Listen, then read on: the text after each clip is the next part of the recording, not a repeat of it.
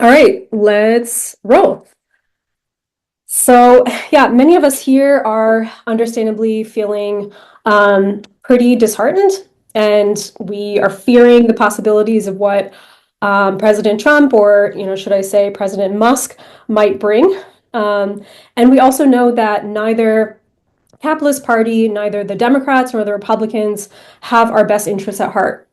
You really don't, you can't explain the dumpster fire of Donald Trump without the years of systematic abandonment of oppressed and exploited people by both parties, whether that be through NAFTA or increasing reliance on neoliberal and carceral solutions to poverty, right? And so while many things are very unclear about this present moment, something that has become obvious to us is that the left and progressive people need to, desperately invest in building up an independent force which can actually advance a transformative agenda, regardless of who's in office, right? And so this is a long-term project. It's not going to happen overnight, and it's going to take a lot more than just this one training to get us to that place, of course.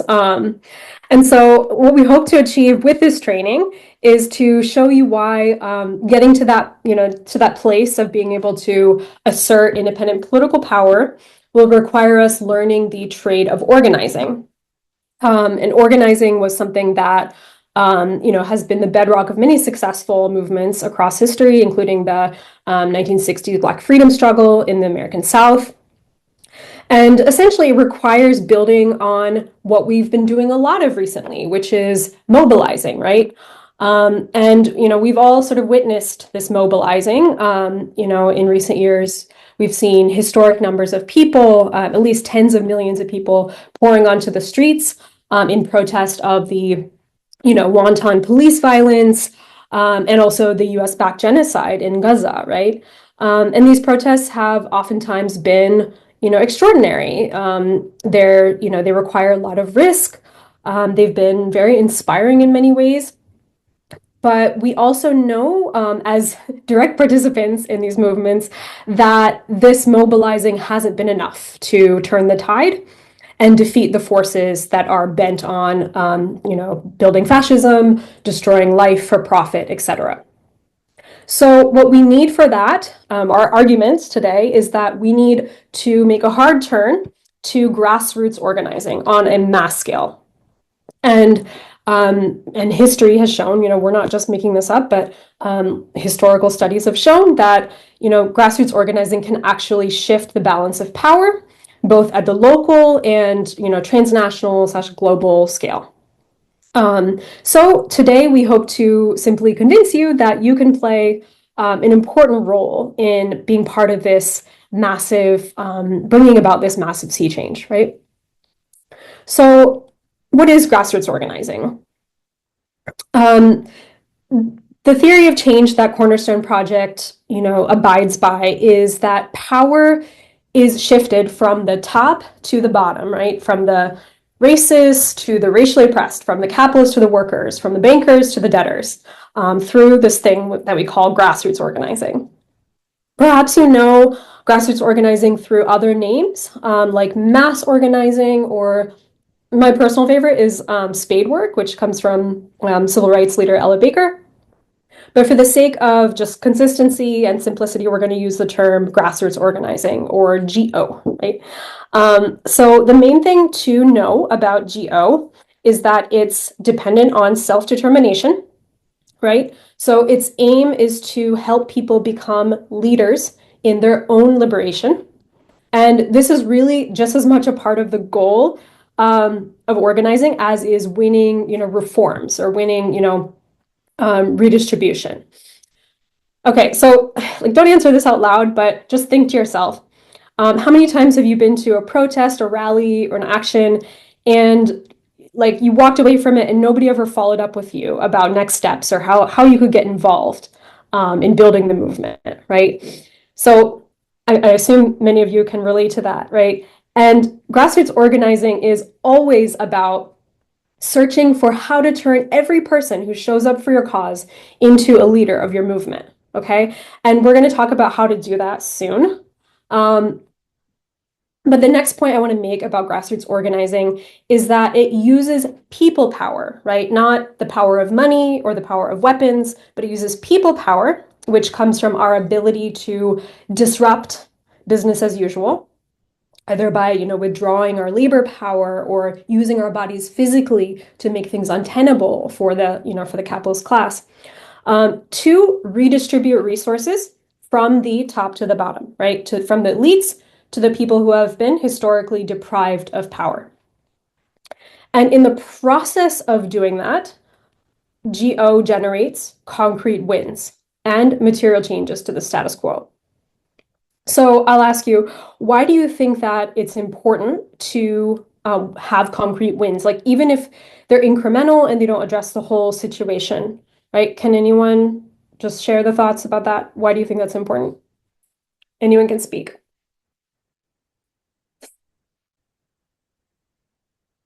or you can type in the chat.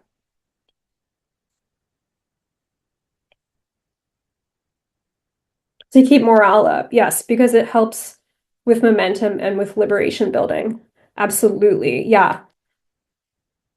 So, like, in terms of keeping morale up, it just to kind of build on that, these wins, they help to demonstrate to the larger society or to our base that we are serious, right? That we can get things done.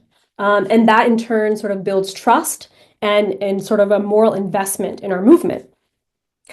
And then, like, in terms of getting things done, right? Like, these concrete wins actually move us closer to our larger goal.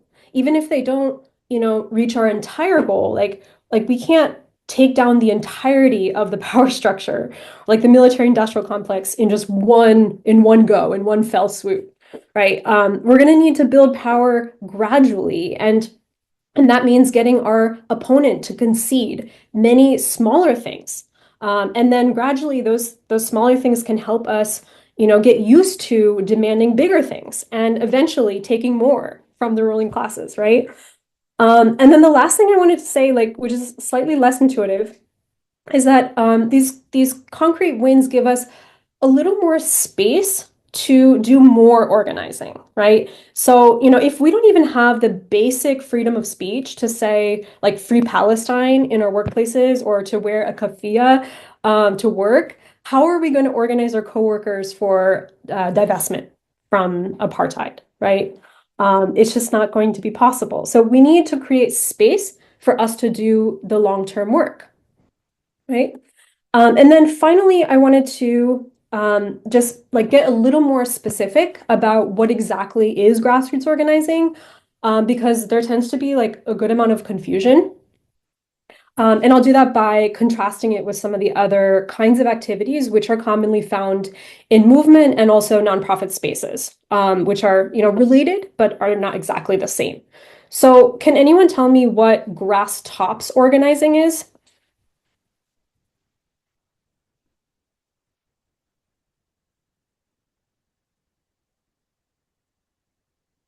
Anyone have an idea?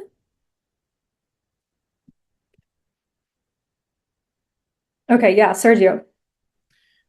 It tends to be in maybe in some ways tied to grassroots organizing, but a lot of the decision making happens by staff at various grassroots organizations. Yes, perfect, exactly. So it's like when you organize the leaders of organizations, and these leaders can be, legitimate leaders of certain communities, but they can also be like self-appointed leaders. And either way, you know, they might have a lot of influence, right, on our decision makers, because of that reputation of being leaders, right? So it's definitely important to include these people in your work. I'm not saying it's not important, but organizing at the grass tops, organizing leaders, is not the same thing as organizing your grassroots. Organizing your grassroots does not simply rely on getting electeds on board or getting self-appointed leaders on board. Rather, it engages people directly in determining their own fate. Okay, another kind of work we distinguish from GO is astroturf organizing. Okay, so what's astroturf?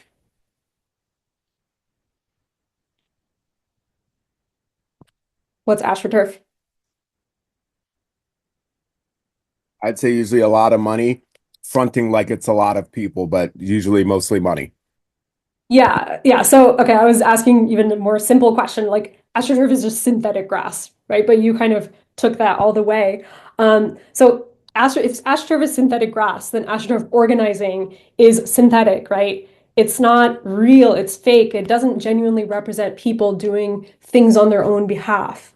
And it typically, as you said, involves like, large cash donations or carefully tailored media content, which makes it look like people are organizing, but they're in fact not. So, a recent example that comes to mind of that was something you might remember that happened at the student encampment at UCLA, where the encampment was in fact attacked. And the media initially reported on this as a spontaneous counter protest by supporters of Israel. But then it turned out, some journalists did some digging and found out that these counter protests were in fact funded and propped up by Jessica Seinfeld and several other wealthy Zionist celebrities. So, in short, any group or any individual, so long as they have money, can use AstroTurf tactics, which can in fact sometimes be effective. But this is important, but they will typically fall apart. They'll typically collapse in the face of true grassroots organizing. And grassroots organizing is your best defense against AstroTurf campaigns. And we'll get into that more later. Okay, and the last category I want to sort of distinguish from GO is activism, right? And that's probably the most misunderstood out of all the categories here. So activism, unlike the other types that we talked about, can involve people who are most affected by an issue, by a problem, but it doesn't necessarily empower them to engage in long-term efforts to transform their realities. So when you do grassroots organizing, each action builds on the last.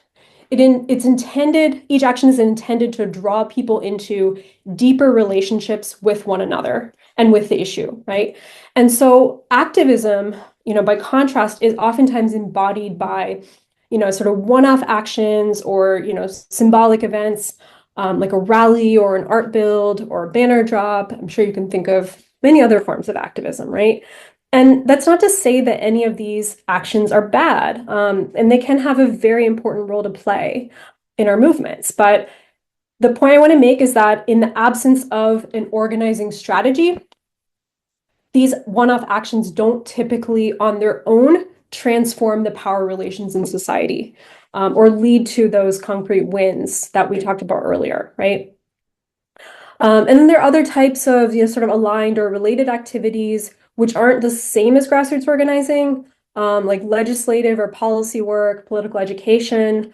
Again, none of these are bad. They're an important part of our movement arsenals, but they can't be conflated with grassroots organizing. And GO puts power directly in the hands of people through their self-activity, rather than through the activity of like, staffers or paid organizers, social media experts, etc. Okay, so on to the life cycle. So every grassroots campaign should essentially start with a vision, or a bold idea about how we want the world to be, right? Could be anything from, the end of patriarchy, full decolonization, abolition, it should be broad, right? And you can see here that the vision is represented by the sun because in some ways it guides and nourishes our movement, right? Our movements for their entire lifespan. And then an organizing campaign is the process of sort of going from that broad vision to a measurable and winnable campaign goal. So when I say winnable, I mean by the members of your group, not by some hypothetical mass of people, by people that you're in direct contact with, also known as your base. And there's a common myth out there that when you move from the broad vision to a specific and measurable campaign goal, you have to sacrifice emphasis on the whole or on your vision, right? But that's absolutely not the case. In fact, as we'll see, organizing requires that you hold both that broad vision, right? And you agitate on broader systemic issues while organizing around specific or partial solutions, right? And it like our organizing experience demonstrates that people tend to listen more to the analysis and systemic critiques of people who can show evidence of their effectiveness in practically changing the world, right? And there are many different paths that you can take to, effective organizing. And we're really just sharing four of the what we think are the most essential aspects, which can be approached in different ways. We're going to share one approach to them. And the four components can be broadly summed up as selecting an issue, power analysis or power mapping, strategically planned escalating actions, or we sometimes call it the ladder of escalation, and then base building. And base building is like turning people into leaders, as we discussed. And then the base, once again, are the people that your campaign is in regular touch with. And then in a moment, we're going to go more into depth into each of these parts. But all you need to know at this point is that this is not a linear process. That's why it's a circle, right? And then not all of these pieces will always fall in this specific order. Base building, for example, typically has to be done throughout the whole cycle of your campaign. If your group does not already have a group or have a base that you're in touch with regularly, you probably need to do some outreach, to your potential base before you even select an issue.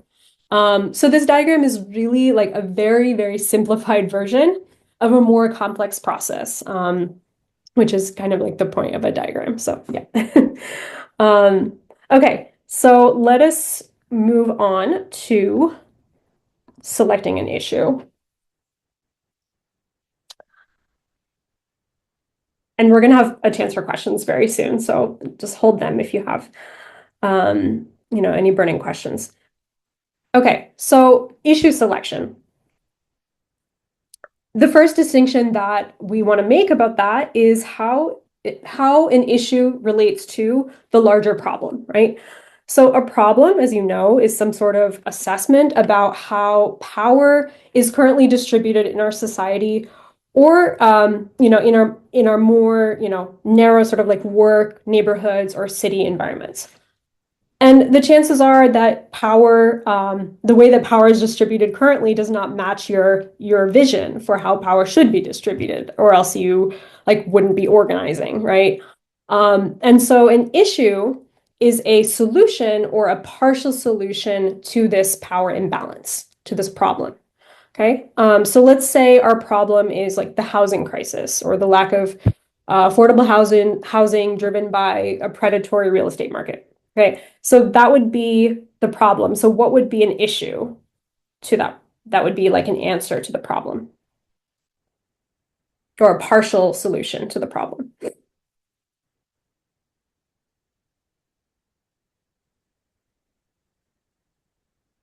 Any ideas? Land trust. Yes, that's a great one. Land trust. Others could be a rent cap, right? Citywide rent cap, eviction moratorium, right? So we definitely can't address the whole housing crisis in one go. And that's why we organize around a partial solution to the problem. So we agitate around problems. So we continue to, raise the problem, right? The larger systemic critique, while we organize around a specific solution or a partial solution to the problem. Okay, so sometimes the solution to your problem or the issue is very clear, like right off the bat. But most of the time, there's a range of possible solutions that a group could organize on, right? So your group's going to have to figure out what is the best issue for your group. And this can be complicated because, some people in your group might feel very strongly about one thing and other people might disagree, or there might be a sort of general consensus around an issue that actually turns out to not be the most strategic thing to organize on. You might not actually have the capacity to affect change on that issue. So that's why it's important to not let the decision of what your issue is be put up to any one person's sort of personal instinct or just gut failings, but rather to have a systematic process for evaluating each potential issue and basing your collective choice on criteria that your whole group comes up with, right? Or at least agrees upon. And this not only allows for overcoming, biases, but it also allows for your issues to be evaluated more systematically and also democratically, right? And going through a democratic process then allows for a group to feel more, collectively excited about organizing on an issue. And so now we're going to sort of workshop with you all one effective method that your group can use to select an issue. And it's going to leverage a list of, criteria that folks in the organizing tradition have used time and time again. And just one important caveat is that this is definitely not an exhaustive list, right? So your group might have additional priorities that they want to add to the list. And after the training, we're going to share in the recording notes a more extensive list of criteria that your group could choose from. But generally speaking, these are just some of the criteria that you don't want to ignore when you're selecting an issue. These are some crucial criteria. Okay, I'll just read them off. So is the issue widely and deeply felt? Is the issue winnable? Does the issue have a clear demand? Will it build our power and result in real material improvements? Does the issue have a clear target? We'll think through some of these points with more depth in a minute. But this activity is meant to give you a glimpse of what issue selection could look like in real life. And we're going to have everyone sort of participate in this. And first, I'm going to go over a hypothetical scenario with you all. We're using the example of Palestine a lot in this training, not to sort of deprioritize any other injustices that people are bringing to this training or caring about, but rather because it's something that's really fresh on people's minds. It's also something that we personally have been activated on. So here's a scenario that's inspired by some recent organizing we've done. Okay, so you're a group of community members who are activated around Palestine. You have been on the streets demanding a ceasefire for the past year. You have engaged in direct actions, including sit-ins in legislators' offices and disrupting election-related events. 90% of your group is located in one city, and you've been loosely connected over Signal and social media. You would like to concentrate your efforts on building a single winning campaign over the next year, and now you have to decide on an issue. Does anyone have any questions about this scenario before we move on? Okay. All right. And so the three potential issues that you all have come up with are the following. Amazon to stop shipping to settlements in occupied territories, more Palestinian and Muslim representation in state DEI initiatives, city council divests all city taxes from Israel bonds. Does anyone have any questions about the three potential issues that you're going to evaluate? Is everyone familiar what an Israel bond is? Okay. Oh, no? Okay. Just in case someone isn't, if you can just clarify it. Yeah. Yeah. So an Israel bond is a kind of investment in a kind of security that then is used to finance the basic functioning of the state of Israel, right? So Israel uses the proceeds from these bonds for its general purposes.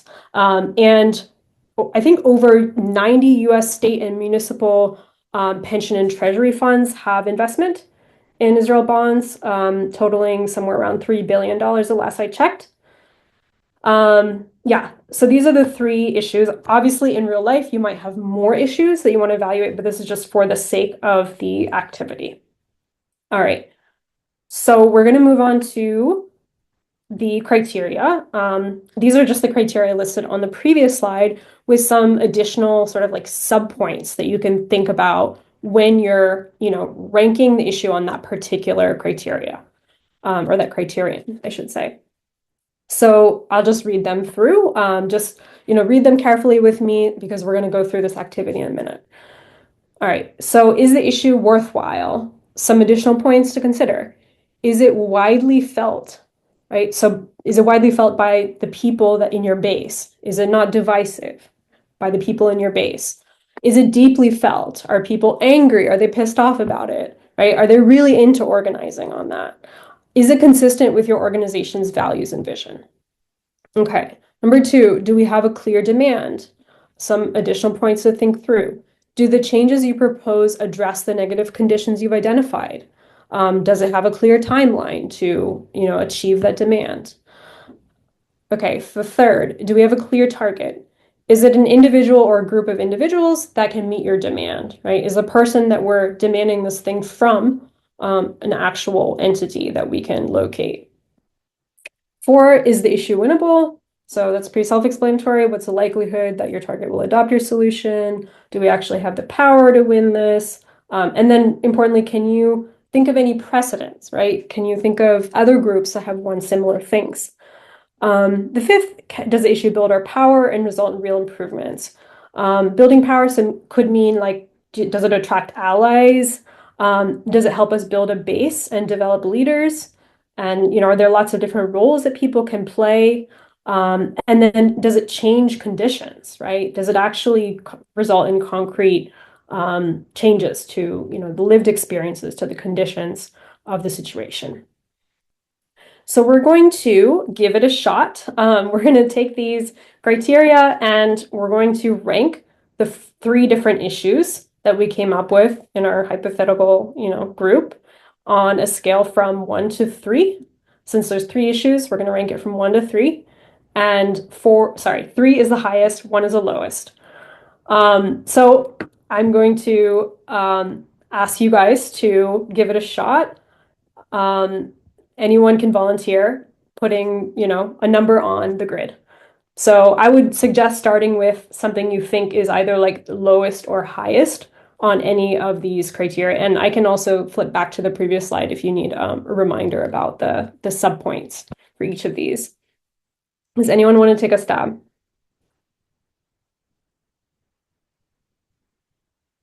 Yeah, Peter. Yeah, I feel like getting Amazon to stop shipping to settlements in the occupied territories is the least winnable of these three options. Okay. Do you want to explain why? Um, Amazon is, I mean, we're 90% of our group is in one city, right? So we're fairly localized. Amazon is a gigantic, huge company. They've been, you know, unfortunately, like fairly successfully fighting unionization efforts for workers, within their company, across the country. I don't think a group of activists in Baltimore has the I'm assuming we're in Baltimore or in any one city, right? Has the leverage possible to change the behavior of a company like Amazon. Those are all really good points. Does anyone want to add any points or to contest this ranking?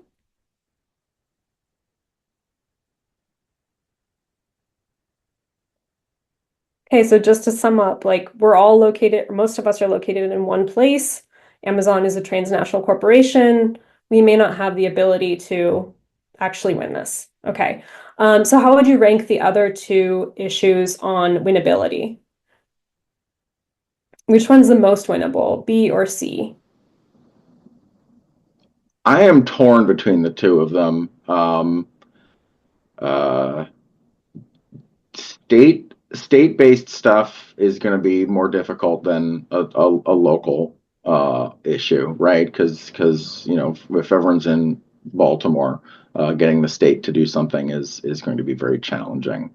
So I guess I would put that as 2, and then the city council divestment as 3.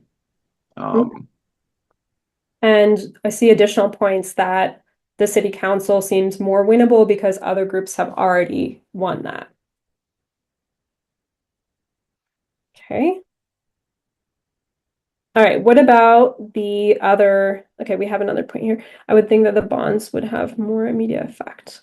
Okay, so Katie, are you talking about the real improvements, that criterion? Um, I guess I would also say that it may be more winnable because it may have be more attractive because it has a more tangible and immediate outcome, which would make it more attractive to the participants. Mhm. If that makes sense. Okay, yeah.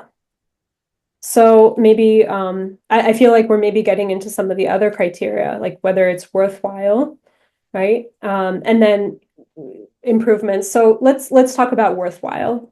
Does anyone want to, rank the three issues on whether it's worthwhile? So just to refresh, is it widely felt? Is it deeply felt? Is it consistent with your organization's values and missions? Obviously, we don't have a real organization, but you can imagine. How would we rank these three issues?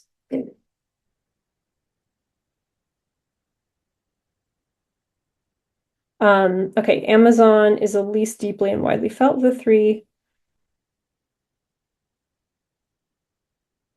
City Council.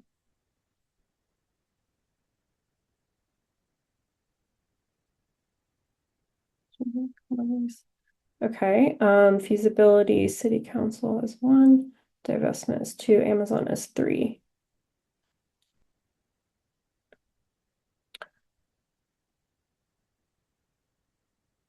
So that's, it seems like Melanie, your point is about winnability. Yeah, I think for me, the point made earlier about Amazon being so global and powerful in terms of its capital makes it seem like the behemoth that's difficult to take down. But I also think the divestment is the least understood by people.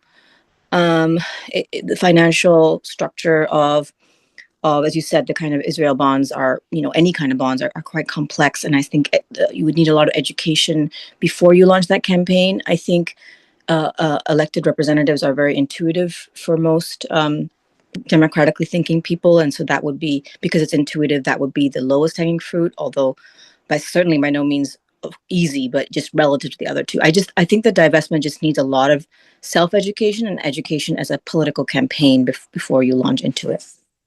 Right. Exactly. Yeah.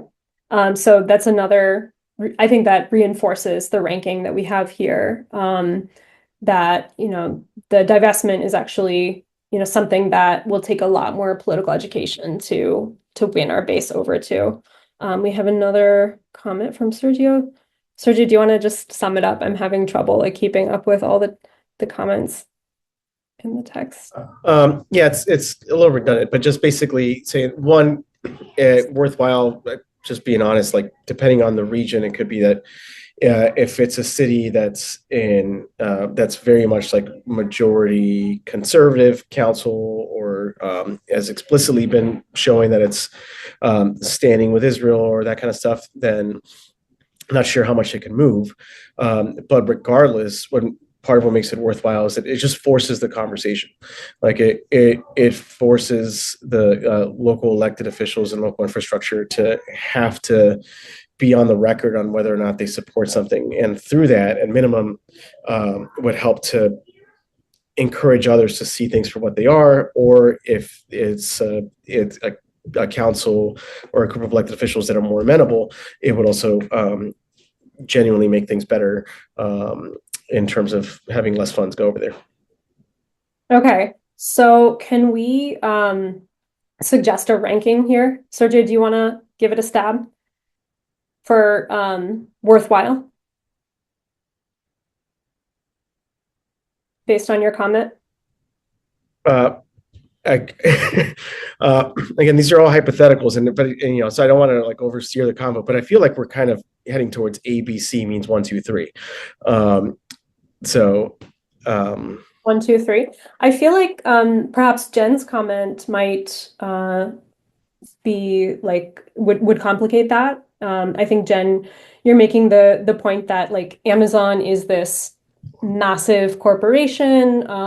It has global reach. Everyone knows about Amazon, and if Amazon were to, stop investing in the occupied territories, it would send a major message, and it would also, perhaps trigger a cascade of other corporations divesting, and that's one of the core demands from the Palestinian-led BDS movement, right?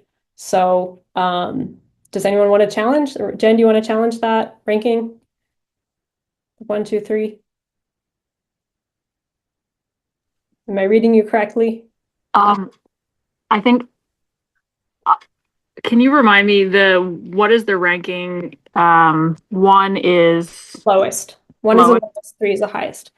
I think it depends on what the overall goal is. Like, is the goal to have small, yet effective, tangible wins to build a base and build strength over time, or is it to, and maybe it's not like, maybe it's like not that it's an either or, but it's a both and situation of, the small wins would have to come from, city council level first, that build traction, maybe while another group of people are really working hard on issue A.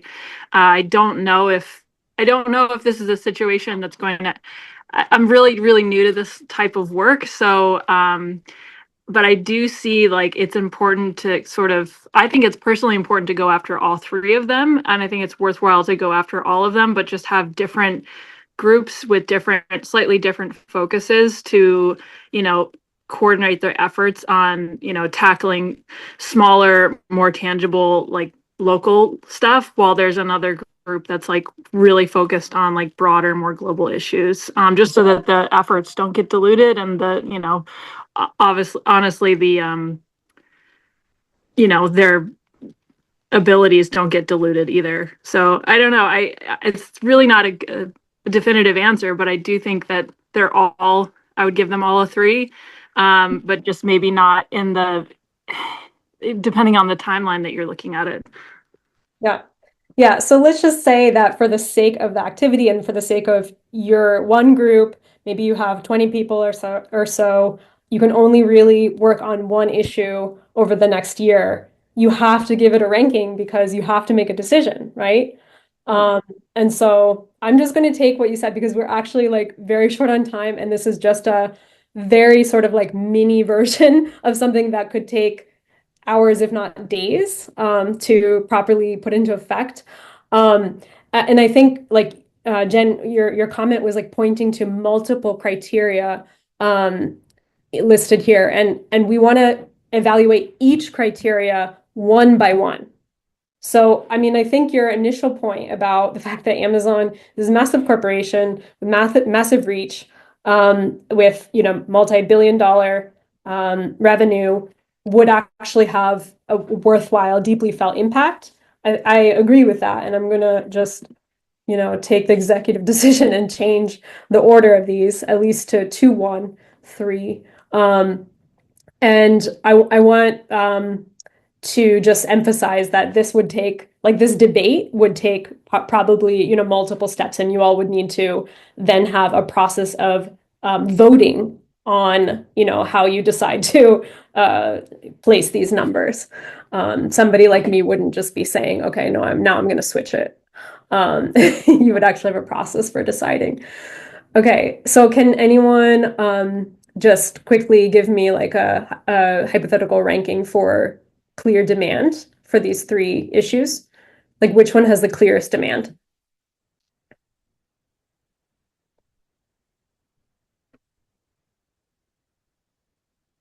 B. Okay. Vidya, can you explain why?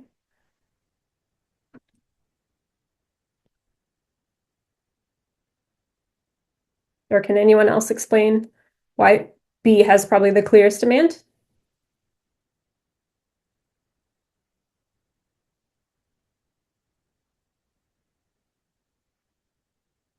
Locally tangible one. Okay, again, so like we're not necessarily ranking whether it's tangible per se, but rather like is it clear? So just by the way that it's written here, is it obvious what you're asking for?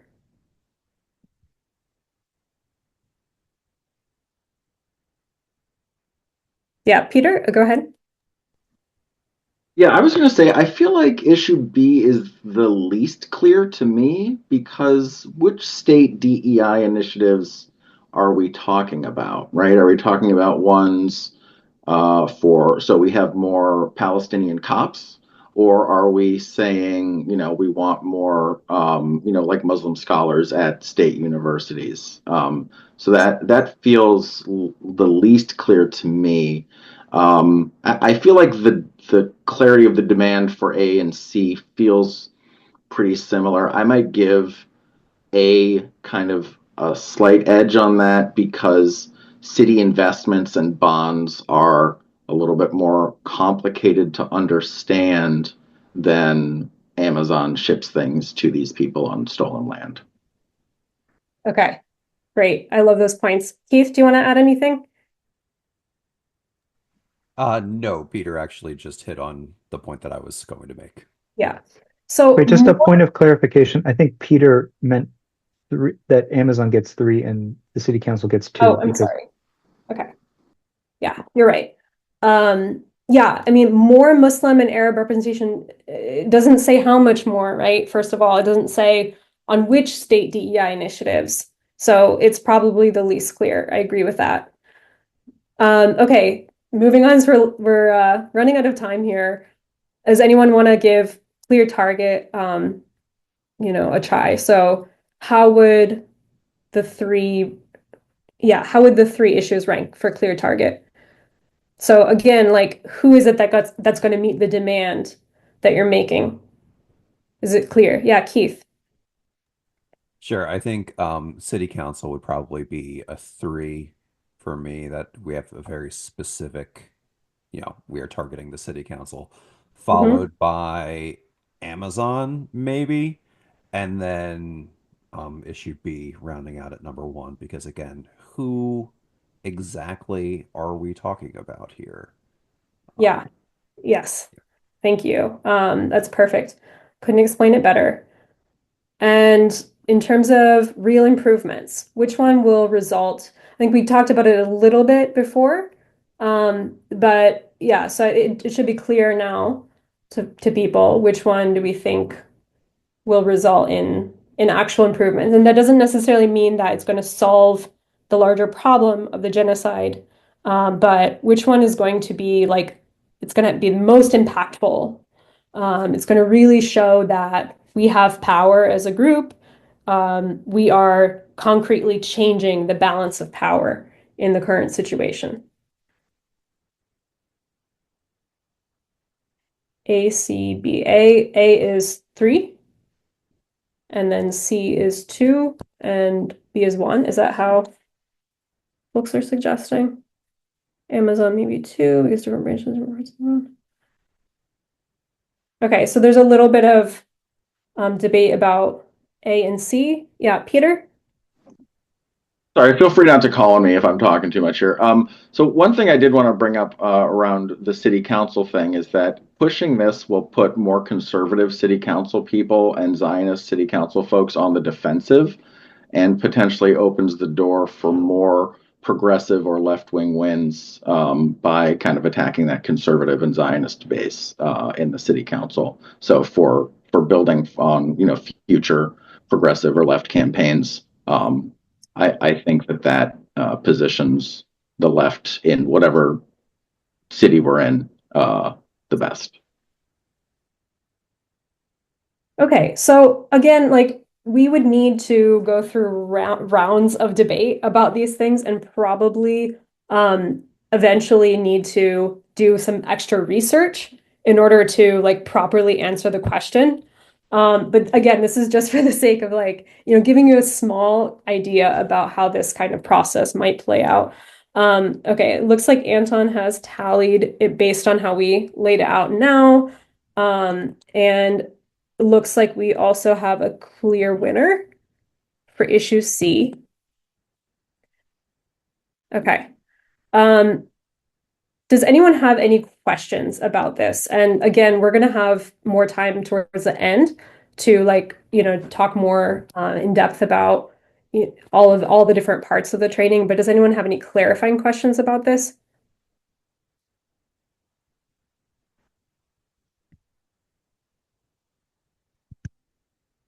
Okay. All right, let us move then to power mapping. Kevin? take it away. All right. Hope everybody's doing good. I'm really happy with the turnout. And yeah, I think what Sam has been covering has been making clear just how much discussion and research is required to go into pulling off a successful campaign, even just getting one started, right? So yeah, let me just start this timer here so I don't go over. And yeah, let's talk about power briefly, since we're going to be talking about power mapping. Power, very basically, is the ability to get people to do what you want them to do, right?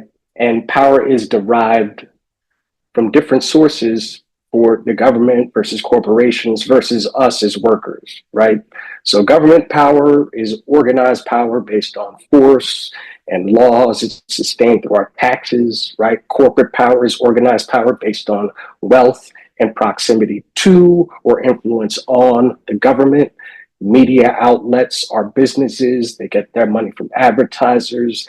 They can influence us or politicians when done right, right? But their power comes from their wealth, right? Our power, on the other hand, is disruptive, right? When we exercise our power, it's through withholding our labor, through strikes, withholding our money, through boycotts, and things like that. So I just wanted to spell out those differences.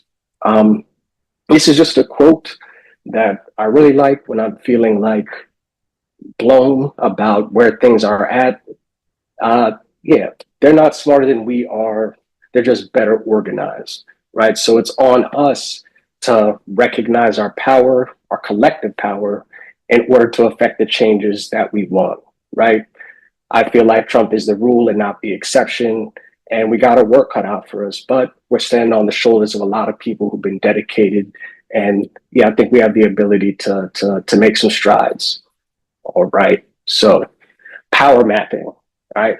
A power map is basically a tool just for visualizing the power of stakeholders related to a given issue. Who's a stakeholder? Well, who's impacted by the issue, right? Who has the power to make the change that we want? What organizations are allied with our position and which ones are opposed to it, right? All those folks can be considered to be stakeholders, right? Identifying the primary target, it's a tool for that. So if there's a primary target, let's say the city council, like we use in our example, there could be secondary targets, right? City council might be split. Are there people who are farther away from us that we need to lean on their supporters, their donors, their endorsers to see if we can get them to apply pressure on the target to get us what we want? All right. Developing effective strategies for coordinating actions to achieve goals, right? This is when we're done with our power map, we're going to get a better sense of where to begin, right? Where to focus our limited time and resources in order to accomplish the goal that we want, right? Who should we be associating with? Where should we spend our time? Who should we reach out to first? How much power do we have, right? We're going to be able to answer these questions a lot better once we complete our power map. All right, so in general, creating a power map is a process that can take days sometimes, depending on the amount of research that's required. Trainings for power mapping can, last hours, right? But today I have about 20 minutes, so we're gonna make the most that we have out of the time that we have. All right, so if you look around online for power mapping and how to do it, you'll find a bunch of different resources, and a lot of them will have steps that boil down to these that I have on the screen here, right? Choosing the issue, which Sam just did. 2, identifying the main stakeholders and primary target. We talked about them. 3, research the stakeholders, right? It's really important to do research because you don't want to find yourself in a situation where you decided the primary target is the mayor when they don't actually have the ability to do the thing that you want done, right? Maybe it's the governor or something like that. We don't want to waste the time of the people who we're working with. We don't want to waste the time of our base, of our allied groups, right? We want to make the most of the time that we have. All right, step 4, plot the stakeholders on a power map. That's what we're going to do. 5, consider intersecting fights as opportunities for allyship, right? So if our issue is divesting city taxes from Israel bonds, right, then chances are there's better ways that those millions of dollars could be invested right here, locally, in town, whatever the city is, right? So if that's the case, then chances are pretty good there's other organizations already fighting those fights to get more funding, right? Maybe school funding, maybe eviction prevention, maybe work around reducing food deserts, right? I taught high school many, many years ago, and the students didn't have enough books to take home with them, right? It's insane. So how are we giving millions of dollars to another country that's perpetrating a genocide when we have so many needs that need to be addressed right here?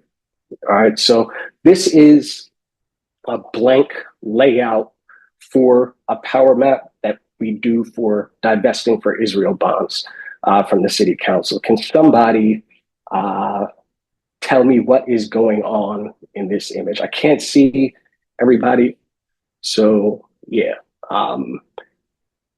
Somebody just yell out there.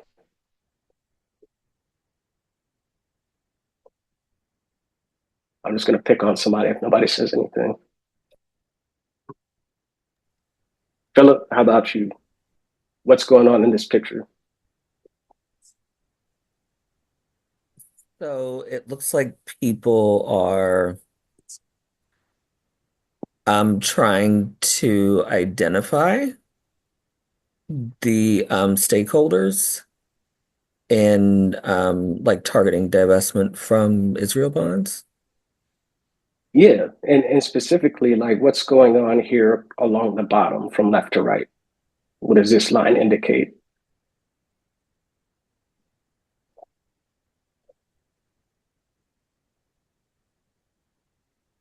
Oh, did you want me to answer? Yeah. Um, like the level of support of those stakeholders for the goal that we have. Exactly. That's exactly right. Yeah.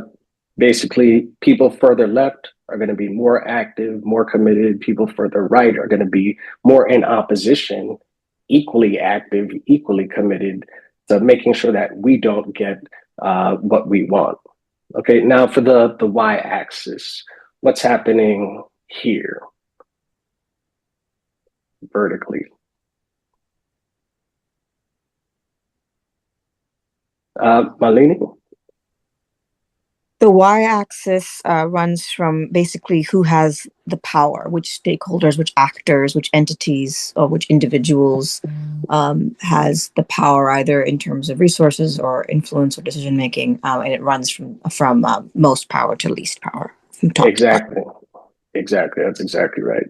Yeah. So folks that don't have much power at all will be here at the bottom, and they could be very committed, but they don't have much power, or they could have lots of power over it. They're the ones that can say yes or no, yay or nay, and make this thing happen. And they could be inclined against or die hard against, right? So this power map is going to give us that clue. So we're going to use different icons to represent the different stakeholders, right? So this starburst, this blue starburst, is going to represent the decision maker. In our case, it looks like we decided that's going to be the city council, right? The green hexagon, that's going to be an ally organization. That could be our group, could be other groups that are in support of our issue. Purple rectangle, that's going to be opposition organizations. The key word here is organizations, right? Not one popular person, but actual groups that are organized for a specific purpose, right? It could be a media outlet, it could be a church, it could be a union, right? Organization. And down here on the bottom, these green ovals are going to represent unorganized individuals, right? These are going to be the folks who, I would say, depending on where they fall, make up our base, right? If they are inclined towards active support and they're not affiliated we should be trying to talk to them to get them plugged in to the work. I would also argue that if they're active against, die hard against, right? If they're hostile to what we're trying to accomplish, I don't think we should be expending our time and limited resources on trying to convert them. Like, it would feel great, but I think that with the same amount of time and energy, given the stakes at hand, we could probably recruit more people who want to actually participate than we could if we were spending all our time trying to convert people who are opposed to what we're trying to do. Okay, so those are the basic fundamental concepts. Before I move on, are there any questions about this stuff?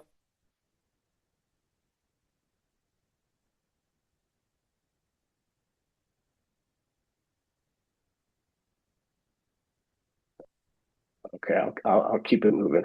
All right. So let's identify the main stakeholders and primary target. So what are some examples of decision makers, right? What's one that we said based on the issue that we chose? It's hard for me to see the chat, so just say it. City Council. Yep. Awesome. Anybody else you think that could act decisively around this issue? You probably want to think about the Board of Estimates and the comptroller.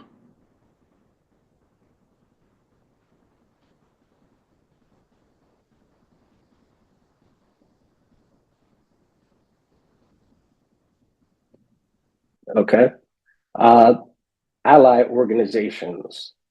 We know that we're one of the groups. Who else would be an ally that's organized around this issue of divesting city taxes from Israel bonds? Potentially labor unions. Yes, labor unions, right on. Depends on the region, but in some places there will be a coalition or at least an organization that takes on like budget fights and to try to get like public involvement in the budget process. So identifying who those folks are that are actively tracking this and trying to get more public input. Okay, what's an example of that group? Just like a coalition, I'll just.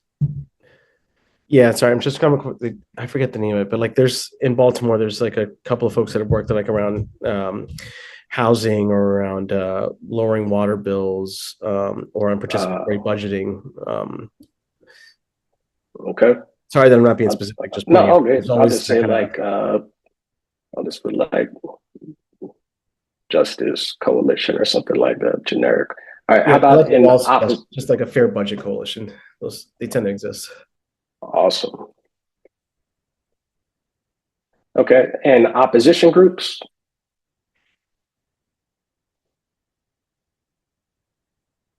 Who is opposed to what we're trying to do? Friends of the IDF. We have a question in the chat. Would it be acceptable to include faith-based organizations? Absolutely. Absolutely. Are we saying for the ally groups or for I mean, honestly, depending on the church or the synagogue or whatever, it could be both. You could have some churches that are pro-divestment and some others that are anti-divestment, right? So.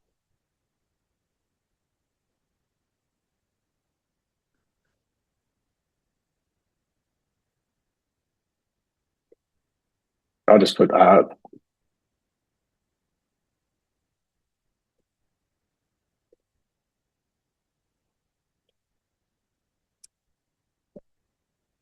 any other groups?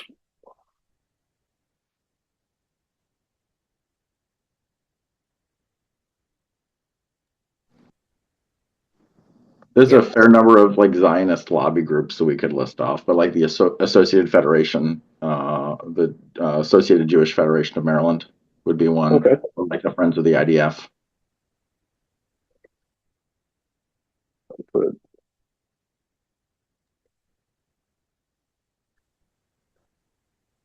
All right. And what was the other one? Association. Associated Jewish Federation of Maryland.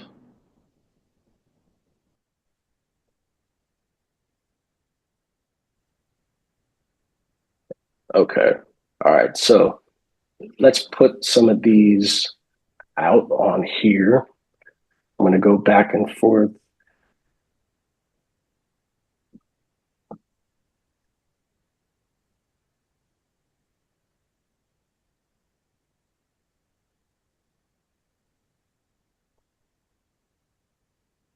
And then mayor. We said the budget committee, board of estimates. That's what it was. All right.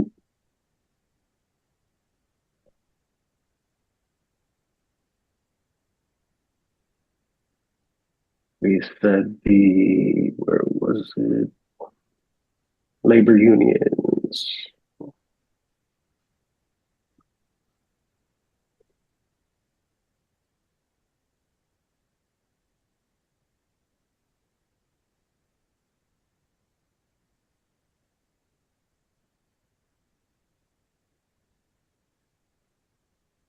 All right. So I'm just putting these on here, not necessarily where they would go. So,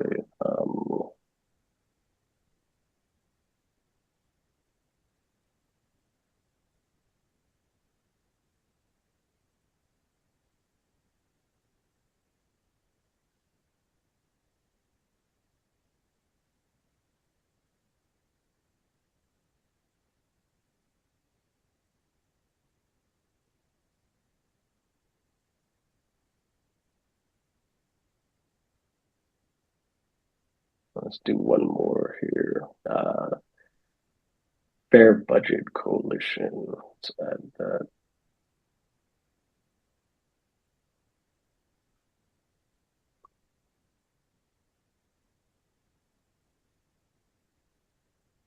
Okay, so running out of time, but I want to get through this. I'm going to put our group. We said it was like 20 people active on a Signal chat. I'm going to put us down here in terms of having little influence, if any, but we're pretty die hard. All right. These faith organizations, let's say it's a congregation of a few hundred people, and they've come out and made a ceasefire statement. All right. How would we rank them in terms of power? Are they powerful enough to make a decision on this issue? Probably not, right? So where should we rank them? Where should we put their rank?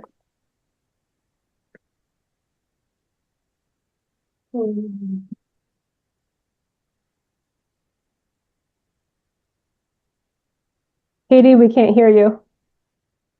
Oh, power to have serious influence.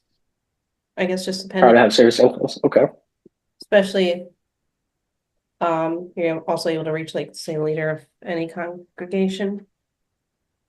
Mm-hmm. Yeah. Okay.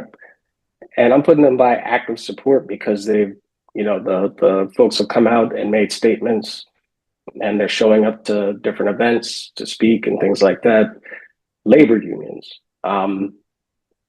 Where should we rank them? Let's say they got thousands of members and they also put out a statement in terms of calling for a ceasefire last year. Would they have the power to influence decision makers? Just significant enough to note? Where should we put them? I would say that if they have the capacity to call for a strike, then they would be even higher than faith orgs because they would be disruptive, more disruptive.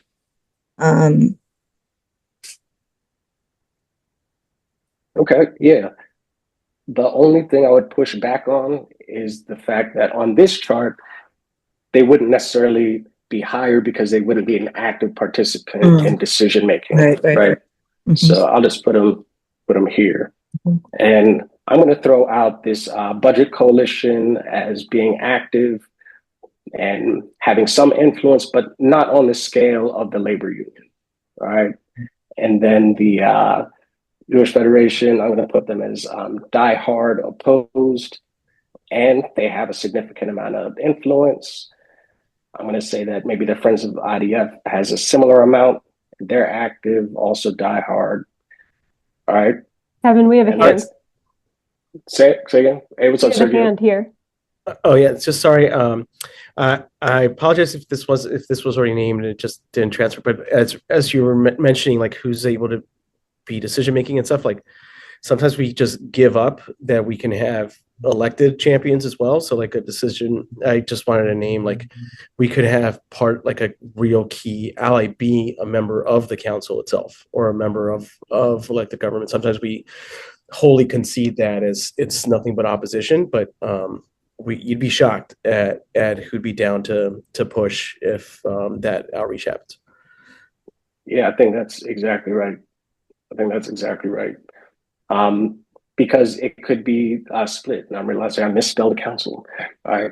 Yeah, not every member is going to be in the same position. Some might be for, some might be against, some might need a little push, some might need more, right?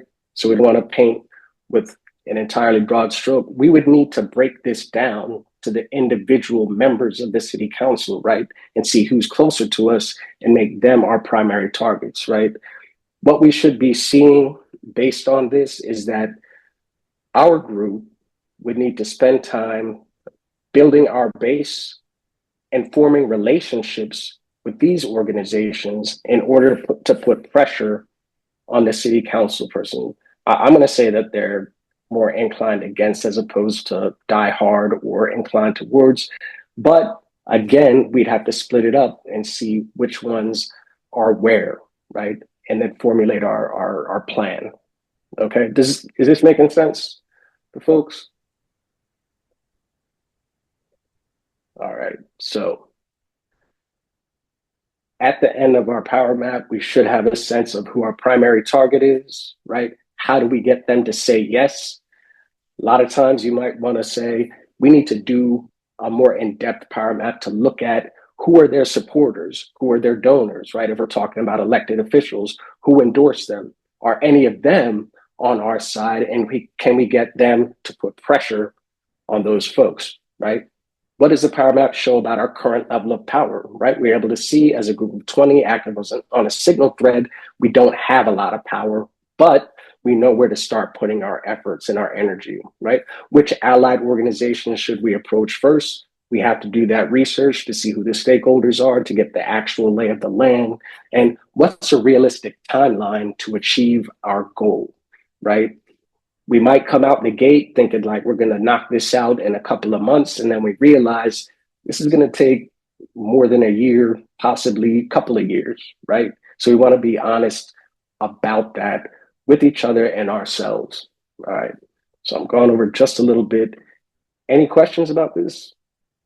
I'm sorry if I missed stuff in the chat. It's hard for me to look at both.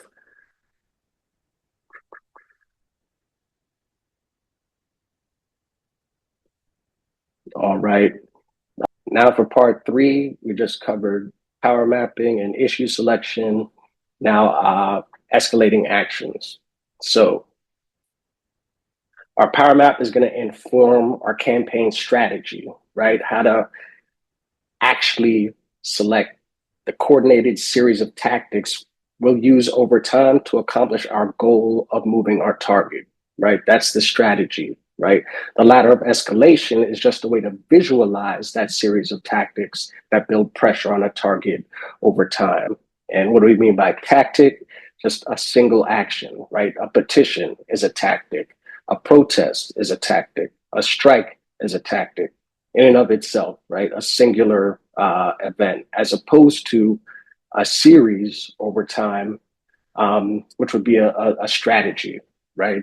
And we know that doing the one thing, the run protest, is not going to be the thing that wins us what we want.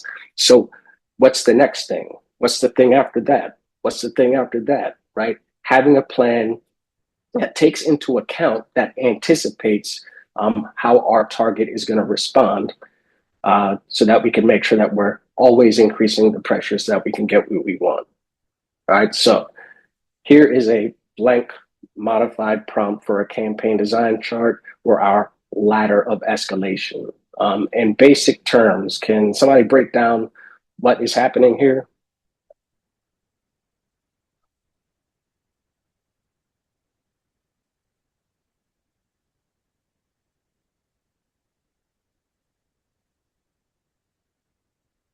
What's going on here along the bottom, going left to right? Basically, it's showing,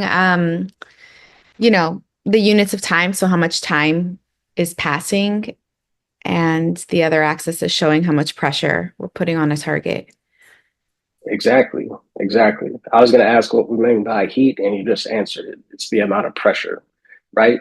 Different tactics require different amounts of time and energy to do successfully, right? So a film screening doesn't require the same amount of effort and planning that a strike does, right? And usually they're at opposite ends of the spectrum when it comes to the risk involved for the participants, right?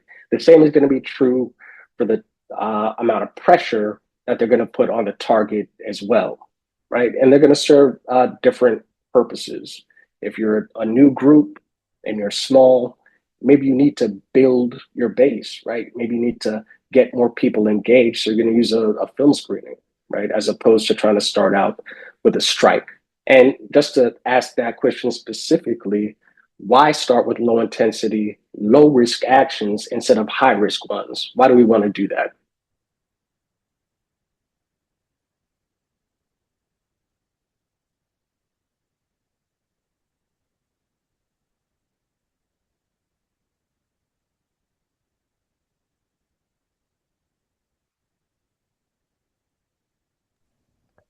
Yeah, Sergio, you can go ahead.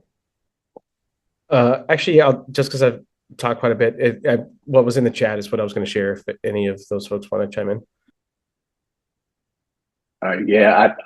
I'm relatively new to this, so I can't see everything that's happening. So Vidya says in to the make chat. it accessible, and Noel says build trust. Yeah, exactly. Make it accessible, build trust, right? People aren't going to want to say, yeah, let's do a strike when they don't know you, right? Or when it's not going to be successful initially, right? So another reason that we want to do that is moral legitimacy, right? The powers that be typically have a process that they've laid out to say, do this to get in touch with us so that we can hear you out and maybe do the things that you want to do, right? And usually it doesn't work, right? Unless you're, asking for somebody to fix a pothole, you still might have a hard time to get them to do that, right? So going through the official channels, we can say that we did that. When we're engaging with people, they might ask, well, did you reach out to them? And we want to be able to say, yeah, we did. And you know what happened? Nothing. They didn't respond. All right. Also, meeting people where they're at. All right. Like, what does that mean? Why do we want to meet people where they're at? Oh, sorry.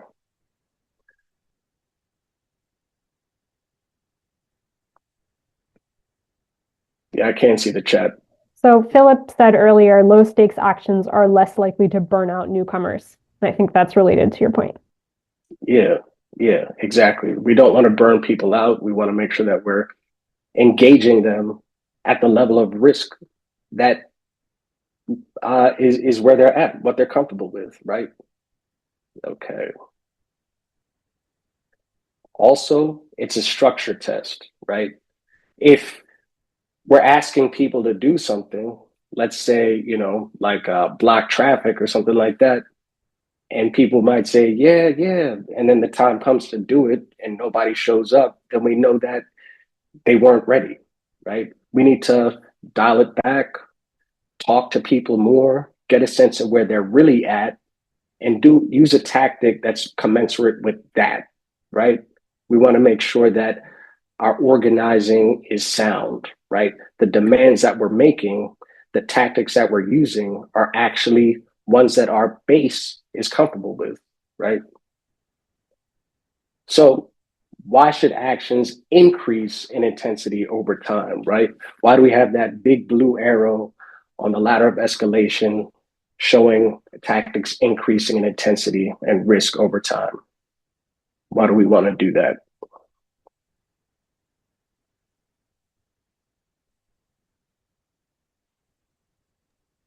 Hopefully the tactics are more disruptive.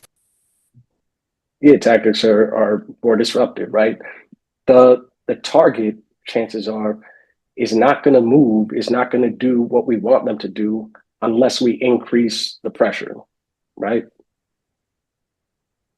Also, it sustains and energizes our base, right? People seeing first the target ignored us completely, and then now they're starting to respond. Now all of a sudden they want to meet with us. Now they're returning our calls, right? They're going to be like, we did that, right? They weren't trying to hear anything that we were saying until we ratcheted up the pressure, and now all of a sudden they want to talk to us.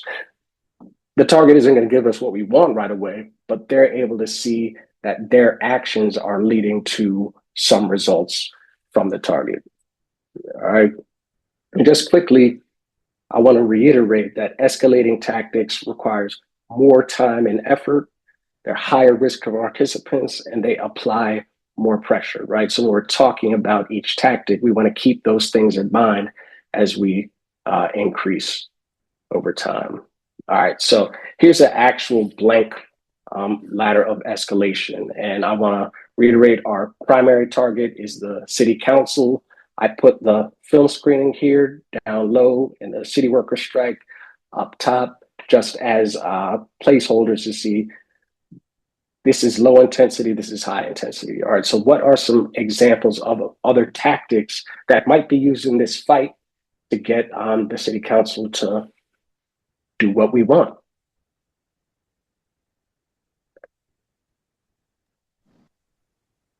A petition. A petition. Okay. And where are we going to put that petition? You mean, I mean, you could do an online or get people to sign it in person. Oh, I meant like on this ladder of escalation. I mean, it's like right after film screening. Okay. Would that be more, less heat? Where would that? I think it's more heat than a film screening, right? Yeah, I mean, it's certainly more involved if you're trying to get hundreds of signatures. Yeah. Like, yeah, it's going to be require more time and effort. Yeah, I'll just put that in here just to make it clear. All right, what's another tactic that might be used in this fight to get the city council to divest from Israel bonds? Testifying at a council meeting.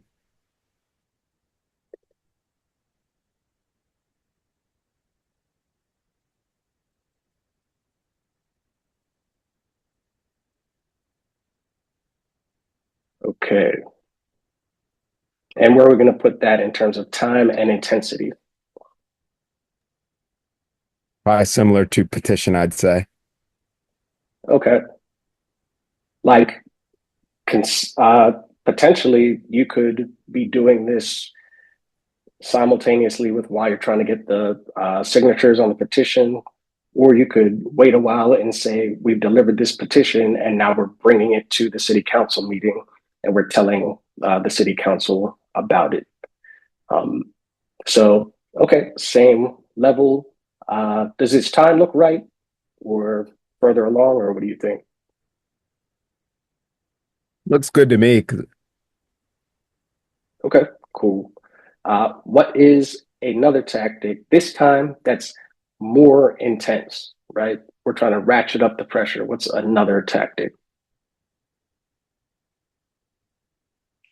that's more risk? A protest or a march. Okay, boom, protest. All right. At their house. So at their house. All right, I like that. All right, so in terms of the intensity, we're saying that's higher than the city council meeting and the petition. And in terms of the time, where would that be? Where would that fall? Over here, farther along. Does this level of intensity look right? Is it at their house or is it somewhere else? Because if it's at their Yeah, house, yeah, yeah. I'd put the heat a little bit higher than if it was just like at City Hall. Yeah, on a Saturday when nobody's there. Yeah. Okay, so yeah, let's say it's a protest at their house.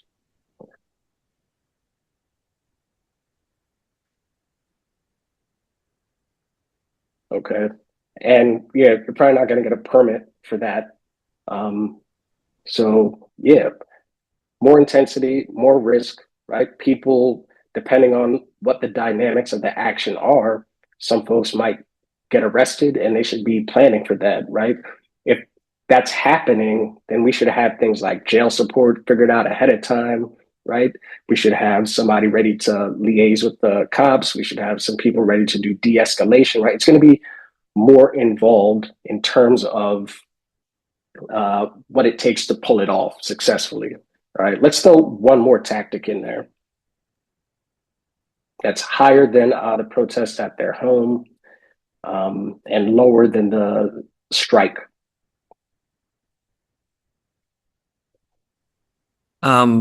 If they're not listening to the protest, maybe primarying the politician and running a candidate who actually cares about the issue.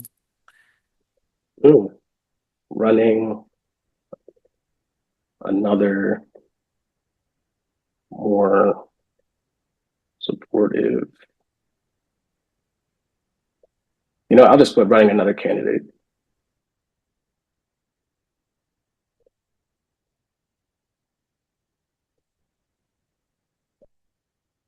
All right, so if we were to put this on here, this timeline is going to be stretched out, right? Is this an election year? Is it not an election year, right?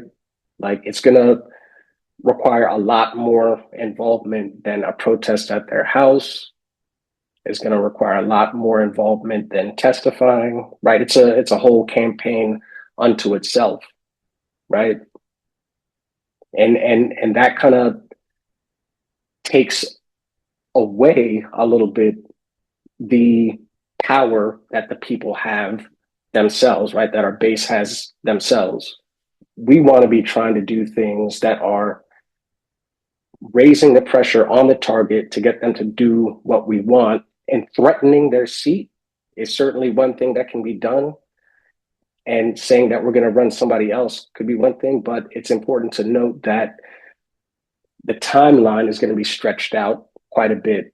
And the work that goes involved in that is going to be stretched out quite a bit. Can anybody think of another type of action that could be done? A sit-in at the city council? Sit-in at the city council. Okay.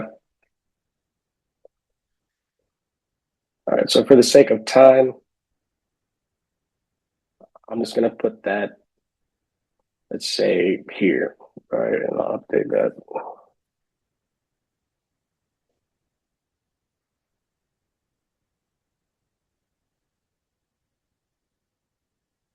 So basically, when you're done with this ladder of escalation, you're going to see an increase in the intensity of tactics and how much pressure they're applying to the target, right? And also, you should be recognizing the reality that it's going to take more time to do some of these things. So these tactics themselves can become benchmarks, can become goals unto themselves to say, okay, we need to build our base a lot more before we can pull this off.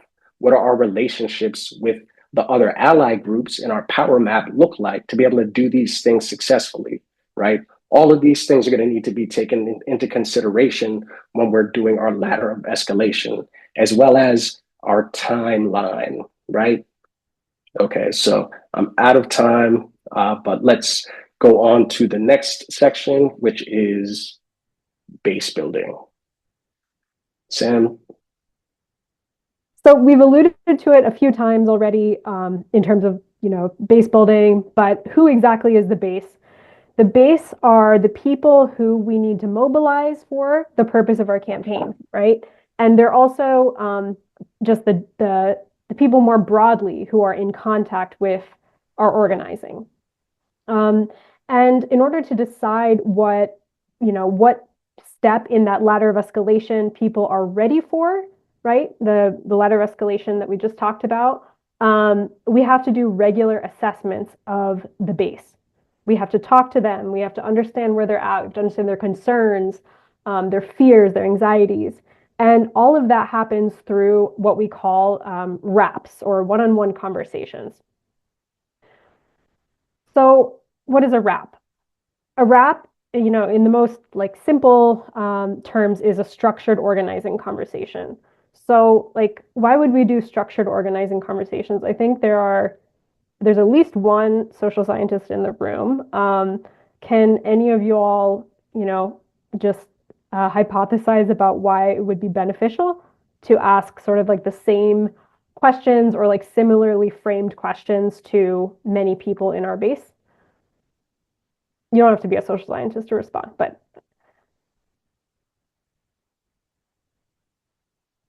yeah, anyone? I can't see if anyone's raising their hand, so just jump in. Jidya says, identify themes and patterns. Yeah, exactly. So you can, through multiple conversations, asking sort of similar questions, you can get a more aggregate understanding of your base, right? And that also leads to more accuracy in your reading of your base, right? So if you only talk to a few people, they may not be representative of the whole. But if you talk to several hundred people, then you can, as Vidya said, identify patterns more accurately. And we know that the way that you ask the question really matters, right? So if you ask somebody, would you, hypothetically be willing to take part in a strike, you're going to get a very different answer than if you're asking someone, would you be willing to, walk out of work in a month from now after we have, something like 50+% of the base ready to join in the action, right? And if you're not constantly, talking to the base about this, about your actions, about your tactics, then you can't expect for them to show up for those, actions or get involved in your campaign. Okay, so because we only have 2 hours today, and a RAP training itself can take at minimum 2 hours, sometimes longer, we're not going to really get into the mechanics of how you do a RAP. But this is kind of like a broad outline about how a RAP goes. And I'm also going to share with you a link for an example RAP after I go through this.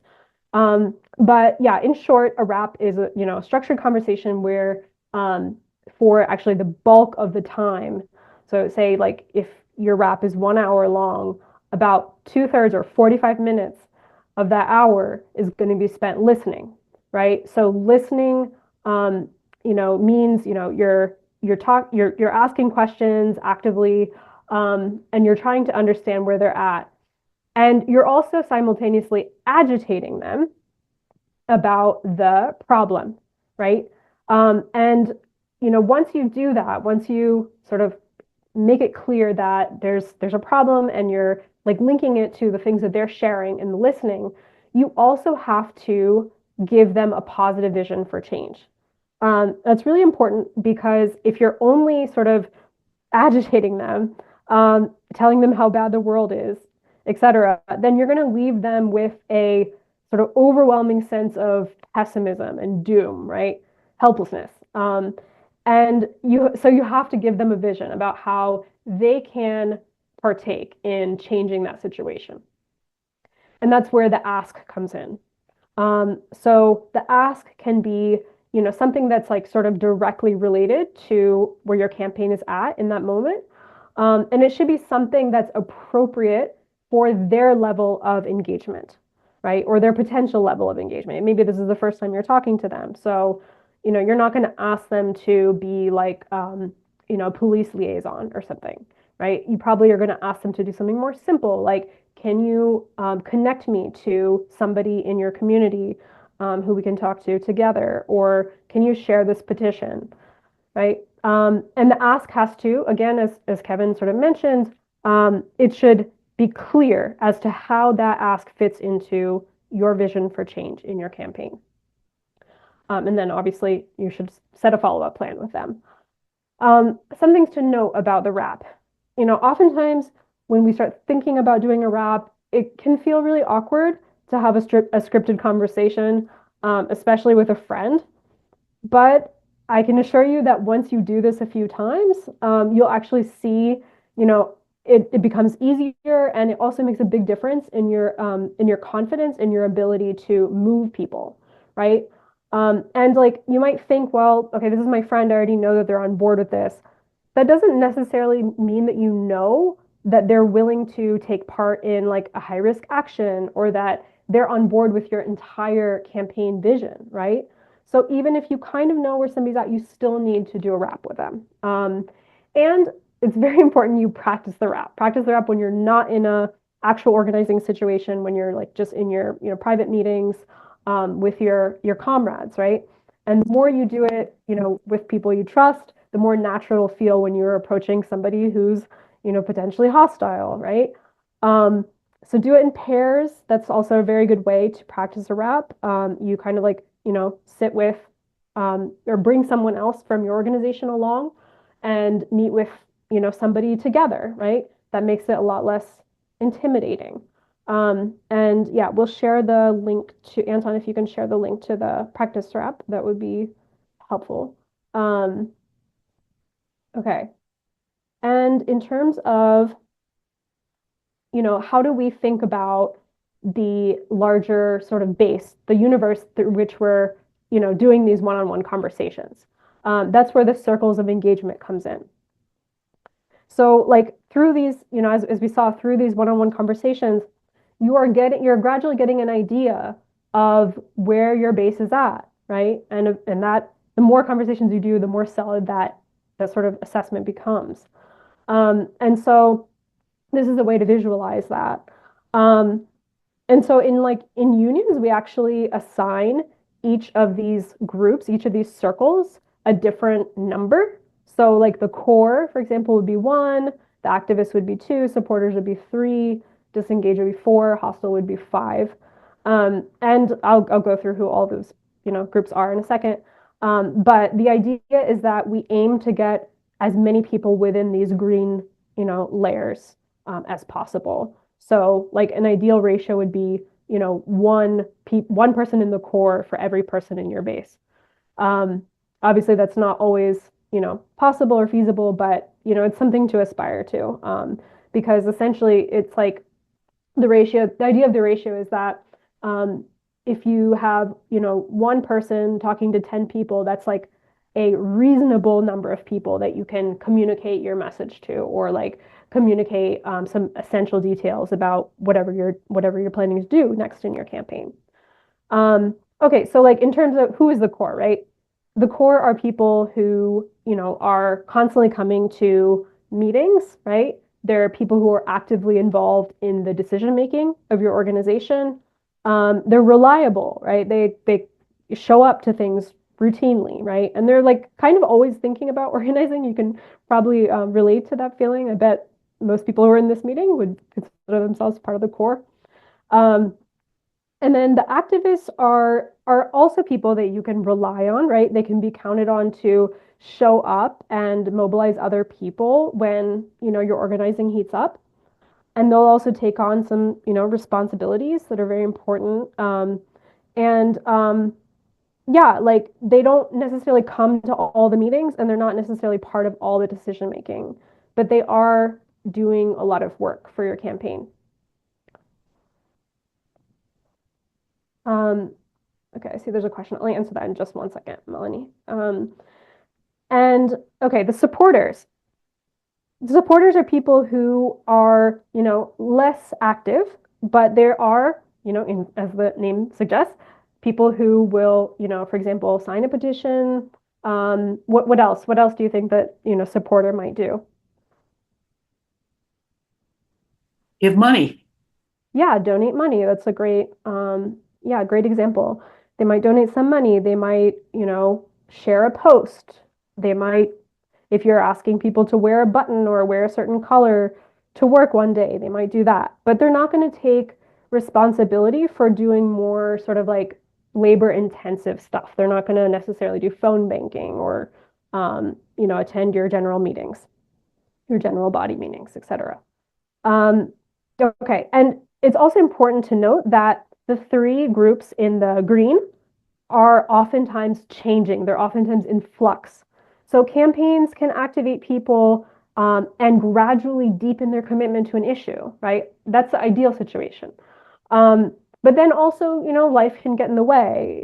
Somebody can, be met with an accident, or they can have a baby, or like, something can come up, and maybe they go from being a core member to a supporter, right? So we always want to try to move people through the layers of green, like into the core. But it's always in flux, right? And now we have the disengaged and the hostile, right? So disengaged people are people who, you know, generally just are kind of, you know, they feel that the problem doesn't affect them, right? They think that maybe the problem is they accept that the problem is a problem, but they don't think that they can do anything to address the problem. And you might be able to convince them that, that they're wrong or whatever, that, people who are sort of on the fence, you might be able to move them into being a supporter or an activist, but more or less they try to sort of steer clear of organizing or activism. Um, and then the last one is people who are hostile, right? So they don't actively, obviously they don't obviously support your agenda, but they are also actively, you know, maybe like trying to convince other people not to support your agenda, or making posts online about like creating disinformation. And the reason why we include them in these circles is because um, they are also sort of part of the larger universe of people who are receiving our messaging, who are, in contact with our campaign. And so we need to keep an eye on them. And in particular, when we're doing our outreach, um, we're going to encounter them, right? Like these are people who, when we are knocking on doors, they're going to be there. Like they may not be the major, they're definitely not going to be the majority of people. If you're selecting your issue wisely, but they're definitely going to be out there.